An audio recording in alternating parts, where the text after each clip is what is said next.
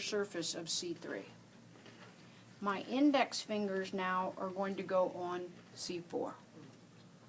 And then I'm just going to push down with my thumbs as I lift with my index fingers. Okay, that's why I had you practice the A ligament, because it's that same exact thing, only you've just moved down to here.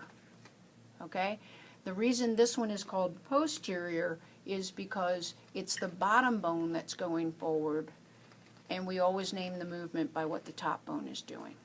Okay, to do the anterior one, now I just have to move my thumbs down to C4 anterior surfaces. There they are. Put my index finger on C3 and do a lumbrical like this, okay?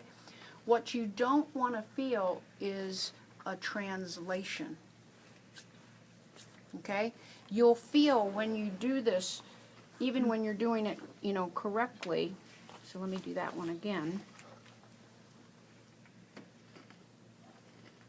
There's a little teeny bit of soft tissue give, but then it comes to an abrupt, hard stop if I've taken all the soft tissue slack out.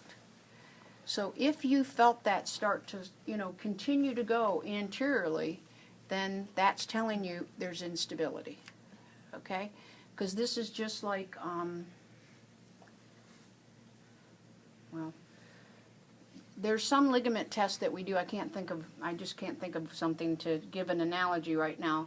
There's some ligament tests that we do that there's a little bit of movement and then it comes to a stop. Then there's other tests that we do that if we set up correctly, that as we go to do the test, there shouldn't be any movement at all. This is one of those. Costotransversal. Excuse me? Costotransversal is an example where you ligament, costotransversal ligament. Well, and there's, anyway. So if you're feeling a lot of movement, you okay? As you do this, then it's unstable. All right? So it's just this, it would be if I'm here, I'm not going to actually press now.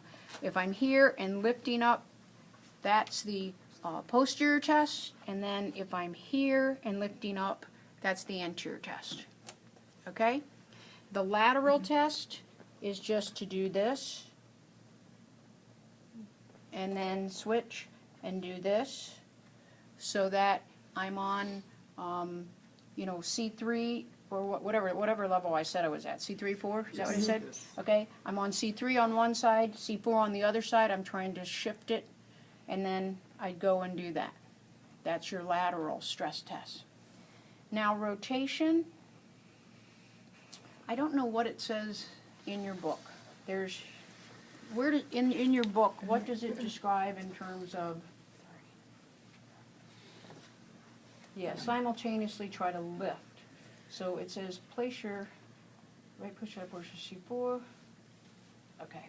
So what I'm going to do is I'm going to get underneath like the transverse process and the articular pillar of C3. I'm going to get underneath the transverse process and articular pillar of C4, and I'm going to try to simultaneously lift both sides, and there shouldn't be any movement. Now, this one, to be quite honest with you, I don't feel like I'm doing anything other than moving soft tissue. So if I really want to get an idea about rotatory instability, I'll do it the opposite way, where I actually get on the anterior surface on one and the anterior surface on the other, and then simultaneously push both down. Because if I'm pushing the top one this way and the bottom one that way, it's creating rotation. Right? Okay? So I'll do it that way, because I just feel like when I'm trying to lift both at the same time, there's just so much soft tissue here, I just don't feel anything. So I'll do it that way. All right? So again, those are